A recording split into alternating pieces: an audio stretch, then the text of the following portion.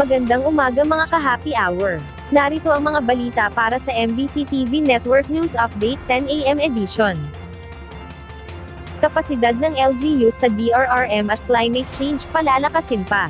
Tiniyak ni DILG Secretary John Vic Remulla na kanilang palalakasin pa ang kapasidad ng mga local government units sa disaster risk reduction management at climate change batay sa ipinag-uutos sa saligang batas. Ginawa ni Secretary Remulla ang pahayag sa ginanap na Local and Regional Government Assembly, Asia Pacific Ministerial Conference on Disaster Risk Reduction. Si Remulla ang Vice Chairperson ng NDRRMC. Nanawagan naman ang kalihim sa mga LGUs na kailangan ng umaksyon na ngayon para sa disaster resiliency, lalo at ang Asia Pacific region ay isa sa pinaka-disaster-prone areas sa mundo. Siniguro din ni Remulla na ipagpatuloy ng DILG ang pagbibigay ng policy guidance, technical support at capacity interventions sa LGUs, upang masiguro na ang mga ito ay empowered at may sapat na kakayahan na pangunahan ang disaster risk reduction efforts sa kani-kanilang mga lugar.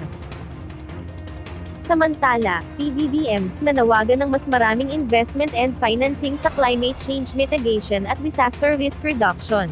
Nananawagan si Pangulong Ferdinand Bongbong Marcos Jr. sa harap ng iba't ibang bansa, ang pangangailangan na iangat ang pamumuhunan sa mga inisyatibo, programa, at pulisya na tutugon sa climate crisis.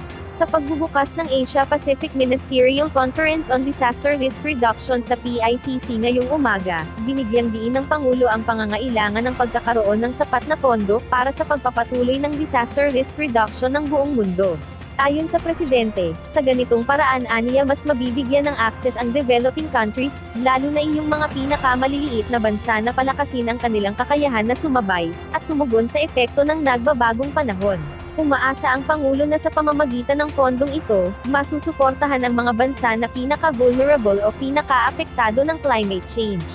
Pagtiyak din ng Pangulo na nakahandang tanggapin ng Pilipinas ang role nito, bilang steward ng Board of the Fund for Responding to Loss and Damage. At yan ang mga balita para sa MBC TV Network News Update 10 AM edition. Abangan ang mga susunod na balitaan mamaya, para sa 11 AM edition.